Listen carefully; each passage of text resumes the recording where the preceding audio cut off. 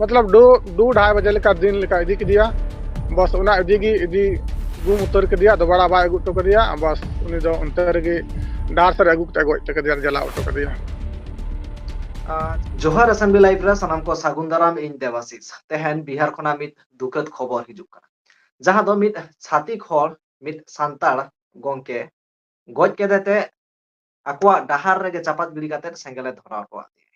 नोंकाना घटना नित सामांग रे हिजुक कना जहां दो निदा बस्की रे बन नेल दाड़ेया कना विस्तारित बन बड़ाया बिहार ना घटना कना एनखान जहां घटना घटाव कना ओना आतु रे गे मित गोंके अबो सावते तेहन जपड़ाव रे मेना कातिया चिका लगाते घटना घटायना चेदा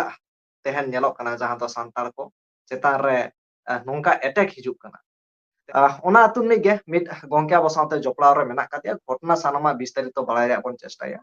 गोंके नो चैनल रे सागुन दाराम ना सावते जोहार एथोप रे नासना आमा उपरुमेम लई लखन आड़ी नापाय इन को मितኛ विजेंद्र हंसदा मल्ल तुरन सहरसा डिस्ट्रिक्ट सोनवर्षा प्रखंड बसनई थाना गोंके होय जहां लका आपे आतु रे हा जहां घटना घटाव कना तेहन जहां लका दो मित गोंके हा जहां को गोज काते आकुआ हर रेगे चापात गिड़ी तो काते को धराव तो कातिया अच्छा उनिया नितुम चेत कना नासेना उनी इदी काते डिटेल्स लई रे उनी जो अकय को गोज किदि उन दो जेठा टुडू को मेतावया अच्छा बुझो अदो जेठा उनी टुडू हाँ अदो उनी दो सच तुलुई दो हमेशा सामना कान थना कभी बाय झुकत माने कान जहां थना एक तरह रे निया चारो मौजारन जहां एक साड़ी मुखिया रे एके बारे बाय झुकत कान थाने जहां लका कथाम रोड केदा एनखान माने चेदा को गोज केदिया चेद खातिर को गोज केदिया नासेना एम लई लखान जहां दो छातिक कनाय उनी गे गोगोजिक कनाय जहां लका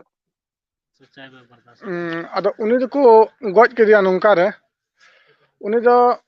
मिद तरह रमा सनाम सनाम ते आगे धारे समाज के प्रति हो विस्तार ते सुचावे कान थना मज धराते सनाम होड़ आयुरे थना से बीस रोड दरामे कान थना से उना को इदरिस से चित ते नुई दो आर हो अकोय को गोगोई दो हजू चला कान थना नोंडे अच्छा और उनी हजू जहां चला गोगोज हिजुग सन कान थाने बिजेंद्र गोंके नासेना जहां माने गोगोज हिजुग सनोक कान थाने जहां दो जेठा टुडू गोज केदिया उनिया नितुम दो चेत थाहे कान थाय लक्ष्मण यादव चलो तापर घटना लई मेसे ओका लकाते घटावेना अदो उनी दो बोले निया आडे पासरे गाड़ी हो चलुए कान थना बुझो गोगोई दो अदो गाड़ी हाँ चलुए हाँ कान देखा साथ साथ रे गई माल दाल कुमड़ू हो उनी गे शक रे सबूत रे उनका को नामे कान थना अदो उना एते उनी दो डायरेक्ट मुहाम ही मेताव दिया अदो उना के बीच रे उनकिन दुकिन बकझक ᱧᱚᱜ लना सामने सामने किन बकझक ᱧᱚᱜ लना उना के दरमियान रे उनी दो बस इधरी दोहो केदा अदो उना इधरी दोहो कते गे उनी दो किसी तरह ने साजिश रचाव केदा आ कुछ टका हो तहेलन तिया उनी संगे रे उनी ठा दो उना पैसा हत बहाना तगी इदी किदिया नोडा को मतलब दो ढाई बजे लेका दिन लेका इदी किदिया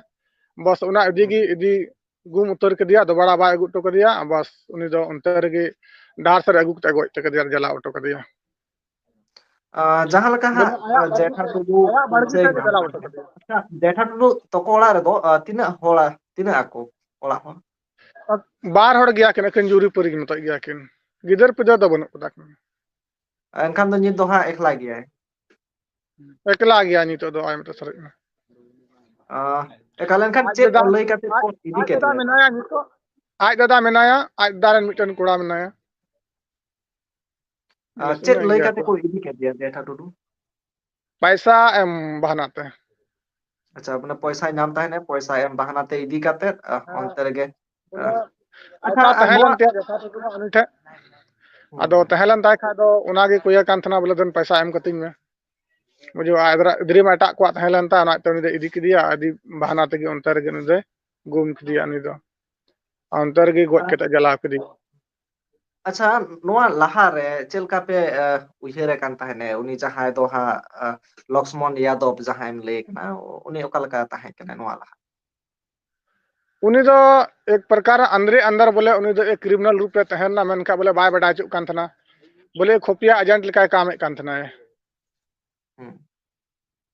जो आर अदो होय उनका जहां लका दो माने जेठा यादव तो कोड़ा बारंबार से आपे आतु बारंबार हिजु कान ताहेने एनखान लहा कोते बापे साब बड़ाव कदिया बाले सा बड़ा कर दिया बोले शक दो पूरा मेना जब तक बोले साय सबूत रे बाम जामे भी तो चिका मेन गोया अदो उना तो बाले मेतावाय कान थना बसत आले में चे बोले मौका ना ये तलाश ले तहन आले हम मंदा उनी बन साब लेखा दो बाबू निकैया अच्छा उना को लहारे उनी दो सोचाव तला कदा बोले नुंकुर न कोई मसिया कने ओकाटा नुई अयुर तला को से कोई बोल बोला कने उनी गुन मेटाव लहा लेखा बोले उनको दो रास्ता खाली को संदरा कना ना तो उनी दुकु मेटाव कदिया बोले अको रोड़े कान थे उनी के इयते अच्छा ताहले दो माने जेठा टुडू दो जास्ती रोड़ेत कान ताहेने और उनी सारी रेना सामांग दापरामोक कान ताहेने ओना खातिर जेठा टुडू को गज के दिया को एनखान होई जहां लका माने लक्ष्मण यादव नुई दो माने एकला गया से आरो आकोरिन गैंग को मेना को तको उनी मेना को ताया उनी रन मेना नित को दो ताया गिया पुलिस को साब इदी के दिया नित दो है पुलिस को साब दी दिया एनखान जहां लका निधा एकला गया जहां जेठा टुडू जहां ओड़ा होड़ चेद लका दिसुदिस को एमा दिया और पुलिस तरफ ना ओका लका सपोर्ट को चेद को ले टोआ दिया पुलिस सपोर्ट दो अभी तक दो जो को छानबीन नहीं कदा जब उन्हें लाश को दीदी कांथा पोस्टमार्टम लगी थे उनार मेतावा को बोले बांग नहीं तो बोले दी चुपिया जब तक अले नुई एसपी बाय हजुआ तब तक तो बोले दी चुपिया पोस्टमार्टम रे जब तक अले कोई भी तरह ना न्याय या सही बोले ये पे मामला तो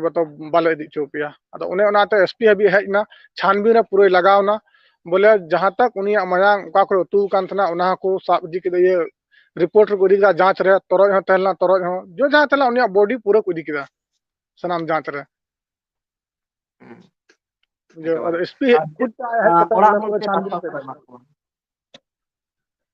ओड़ा हर दो नितो दो बको मेन उनकाना घटना घटाव कान खान दो उन पूरा सदमा रे मिनाया उनी कोई रोड ये के बांग चला कान तिया कुछ कुछ रोड दा आश्वास चेद को एमा दिया को प्रशासन तरफ ना प्रशासन तरफ को निये को एमना बोले आपे न्याय पे नाम इस तरह घटना घटाव कना बोले हर तरह नाले न्याय ले मा पिया उनकाना घटना बोले आलू घटना होना चाहिए एकल एनखान जुदी न्याय बांग नाम लेना आतु हर को चेद पे उहियर कथा अदो अब संथाल समाज रे जो भी मेना बन बिहार झारखंड रे जहां तक मेना बोले जब तक कानून रे अगर भरोसा मेना का अगर कानून रे अगर सही माने अगर ये न्याय के एमा बन कनका ठीक गया बांका अब खुद कदम उठो होयो तबना निया के एके बार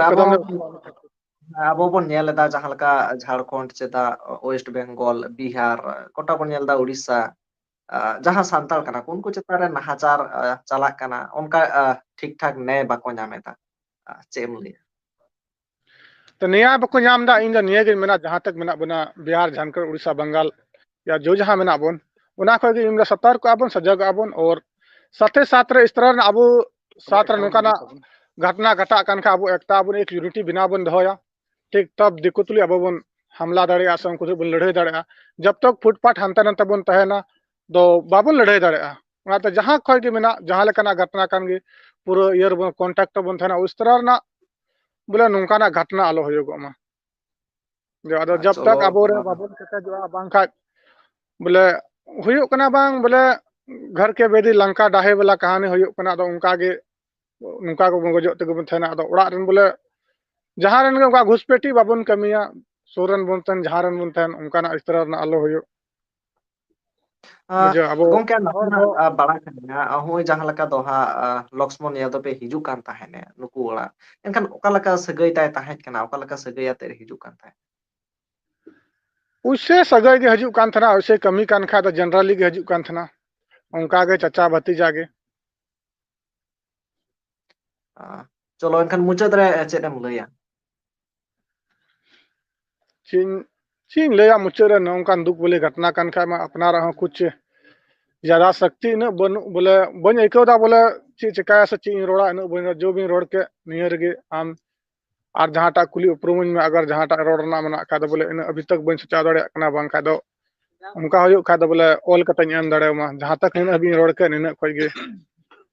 बोले नौका अब घटना होय कना बोले नौका घटना होय ना बोले बोले बोले चारों तरफ रे जितना भी बिना को निये सोर संगी रे जो मिना ले निये चारों मौजो हड़ रे बुझे म को सेता को लेते हुए अभी तक बकमन कौदा आप हो कोई बको आप कना कोई दतनी के रूप बको कना उनका घटना घटना जम रा कोई हिम्मत बांग होय कना उस तरह ना घटना होय कना एनखान हो नुना मारंग घटना कना मिद होड़ मिटन सांताड़ नौका गज काते को चपात गिरी के दिया सेंगल को धराव दिया एंता कन माने उनतेन को होड़ को नितो सिचुएशन ओका सिचुएशन दो नितो दो नोंका होई कान खा नितो दो सनाम को एकजुटता एक यूनिटी एक सजग बनाव कते नितो दो आवो बोला आगे रना जो स्थिति चिलका बन बनावा चिलके उनको तुलु बोन लड़ाई दाड़ेआ कानून तीन हबी साथ को मा बन कना बाद बाकी अबो अबुआ ये बन उदुगा चिलका अबो सला को अत्याचार कान उनको सला अबो बन अत्याचार उनका बन कमिया बांका तीन दिन उनका बन सहाव तक बन तहना निये गे चलो एखाना गोंके मा एनखान आरो तायम दाराम जहाना को अपडेट तहन खान निहताली कांटेक्ट एनखान दिसोम हर को नोआ को इदी काते आपे को चेद उयहर तारा चेद दिस उदिस निहती कमेंट तलाते सदर ताबन पे जास्ती गुना जास्ती वीडियो शेयर ताबन पे जाते ते सांताल चितार हुयुक कान नाहाचार को बाड़ाय दाड़े मा जे सांताल चितार नोंका हो नाहाचार हुयुक काना और चिकाते को साहस से तेन सांताल चितार नोंका नाहाचार लागित कमेंट तलाते सदर ताबन पे जास्ती किछु बागिन मेना नोंका घटना रे